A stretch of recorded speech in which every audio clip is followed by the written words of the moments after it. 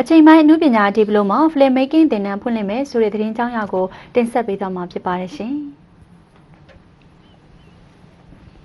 အမျိုးသားယဉ်ကျေးမှုနဲ့အမှုပညာတက္ကသိုလ်ရန်ကုန်ရုပ်ရှင်နဲ့ပြဇာတ်ပညာဌာနမှအချိန်ပိုင်းအမှုပညာဒီပလိုမာဓာတ်ပုံသင်တန်းအစားအချိန်ပိုင်းအမှုပညာဒီပလိုမာ Filmmaking သင်တန်းကိုပြောင်းလဲဖွင့်လှစ်မှာဖြစ်တယ်လို့သိရပါတယ်။သင်တန်းကို level 3ခုဖြင့်စုစုပေါင်းအချိန်6လဖွင့်လှစ်တင်ကြားမှာဖြစ်ပြီးအဆိုပါသင်တန်းကိုဘွဲရရှိပြီးသူများအခြေခံပညာ grade တွေဒါမှမဟုတ်ဒသမတန်းအထိတက်ရောက်ခဲ့သူများတက်ရောက်သင်ကြားနိုင်ပါတယ်။သင်တန်းပြီးမြောက်ပါကဘွဲရရှိပြီးသူများနဲ့အခြေခံပညာ grade တွေဒါမှမဟုတ်ဒသမတန်းအောင်မြင်ပြီးသူများကို Diploma in Arts Filmmaking ကို၎င်းအခြေခံပညာအထက်တန်းအထိတက်ရောက်ခဲ့သူများကို Filmmaking အထူးပြုအမှုပညာအောင်လက်မှတ်ကို၎င်းပေးအပ်သွားမှာဖြစ်ပါတယ်။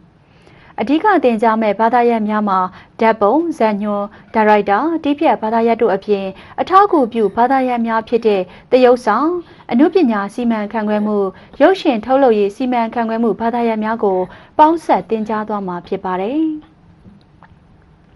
အဆိုပါသင်တန်းကို2025ခုနှစ်ဒီဇင်ဘာလ1ရက်နေ့မှာစတင်ဖွင့်လှစ်သွားမှာဖြစ်တဲ့အတွက်နိုဝင်ဘာလ23ရက်နေ့မှာစတင်ပြီးအမျိုးသားယဉ်ကျေးမှုနဲ့အမှုပညာတက္ကသိုလ်ရန်ကုန်သင်တန်းရေးရာဌာနဖုန်းနံပါတ်39 421 312 838 39 988 189 189 နဲ့39 2539 388 268တို့ကိုရုံးချိန်အတွင်းဆက်သွယ်လျှောက်ထားနိုင်တယ်လို့သိရပါတယ်။အနုပညာကိုဝါသနာပါပြီးစိတ်ပါဝင်စားသူများတက်ရောက်နိုင်မှုအတွက်သတင်းနဲ့ကသတင်းအဖွဲ့ကဒီသတင်းကိုရွေးချယ်တင်ဆက်ပေးခဲ့တာဖြစ်ပါတယ်ရှင်။